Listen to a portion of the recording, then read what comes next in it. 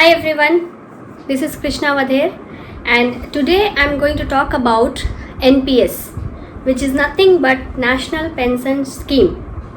So I'll be talking in this video what is NPS, why NPS, the benefits of NPS and what is the outcome of NPS.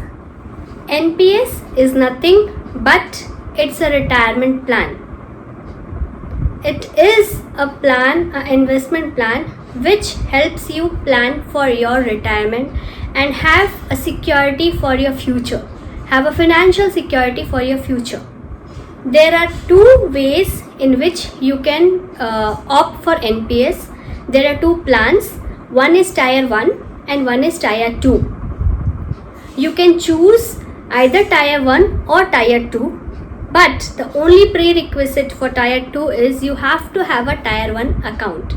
So I'll talk about more in detail about Tier 1 and Tier 2. Before that, a very common question which many of my clients also ask me are, who can opt for NPS? So the answer is any individual who is a resident or non-resident between the age of 18 to 65 can go for NPS schemes. Now the next question might be, who is the regulator for NPS? Like for banking, it's RBI. For stock exchange, it's SEBI. So there must be some regulatory authority for NPS. So the answer is yes, there is a regulatory authority for NPS, which is known as PFRDA. So the full form is Pension Fund Regulatory and Development Authority. Okay, now we'll talk about Tier 1 in detail. Under Tier 1, you get two options, either to go for active option or auto option. So what is active option and what is auto option? Active option, in active option, the investor or the individual himself decides how much percentage of his fund should be invested in equity and how much in debt.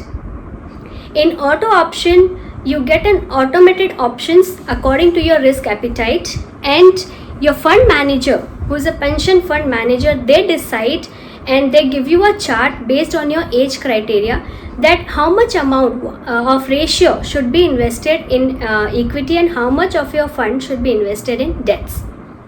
So the next question, why are we talking about equity? Why are you talking about debt here? My intention is just for investment. Why all this? Because the money which we are investing in NPS is getting diverted to equity or debts. And in debts, it is again invested either in corporate bonds or government securities. Okay? Then only the investment which I have done, it will give me return. Right? So you have to understand, you have to do the bifurcation, how much of your amount invested you want in equity, the ratio, and how much you want in debts to be invested. Because we all know that the higher the return, the higher will be the risk. The lower the risk, the lower will be the return. So now we'll talk about who manages our funds.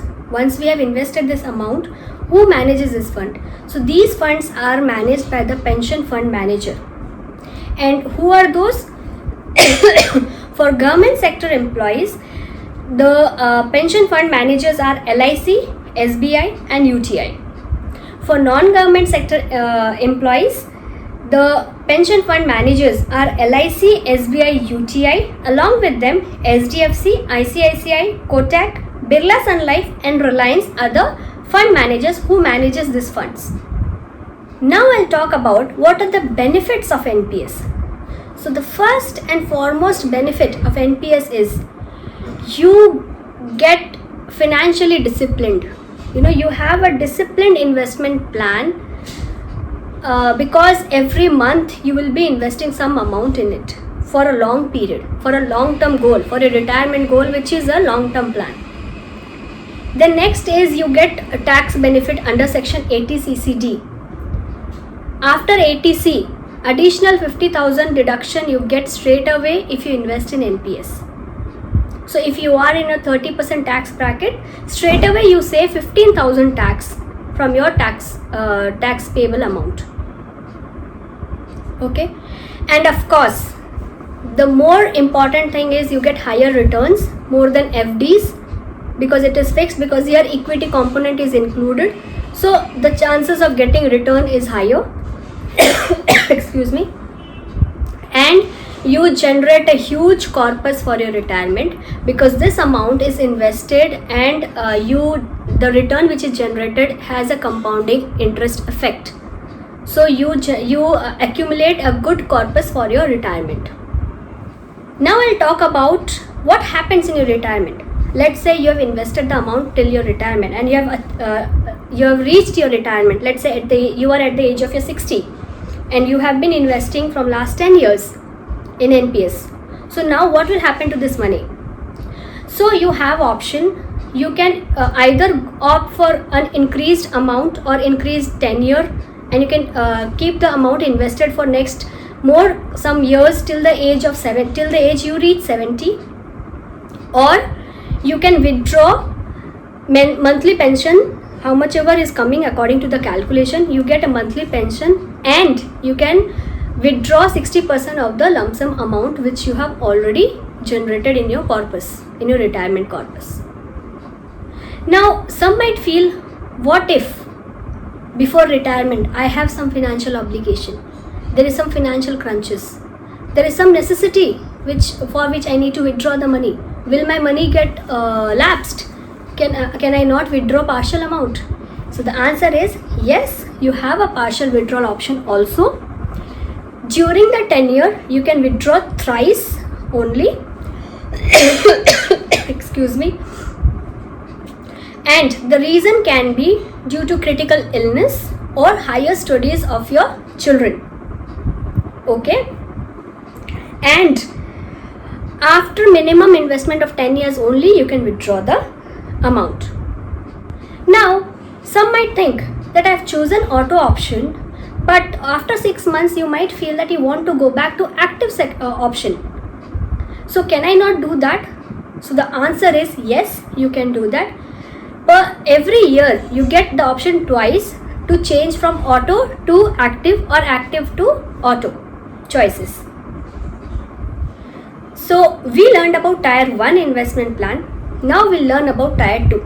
What is Tier 2 plan under NPS? Tier 2 is purely an investment plan. Okay. And it has no minimum amount invested. It does not have any restriction on withdrawal, and it does not come with any tax benefit.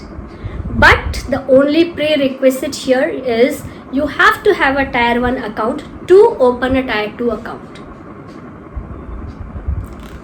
Okay, so in case you want to invest 15,000 a month in NPS and you want to opt for both the plans, then you have to go for Tier 1 account, open an NPS with Tier 1, decide on an amount, let's say 5,000, 10,000 you want to keep for your retirement, and the rest 5,000 you can go ahead with your Tier 2, wherein you get both the options. Both the plans are in the same bracket, same umbrella. Okay, so that was all from my side for NPS. I'll be coming up with more detailed NPS calculations also in my future videos. Thanks for watching my video. Hope it was helpful, and whoever have not done the NPS investment, I request to go ahead and start with your NPS accounts, investment plannings. Do it for your retirement first and then go for investment plan if you have. And if you have any suggestions, any feedbacks, feel free to put in the comment section, or any topic suggestions you have, you can put in the comment sections and I'll take it forward from here. Thank you so much.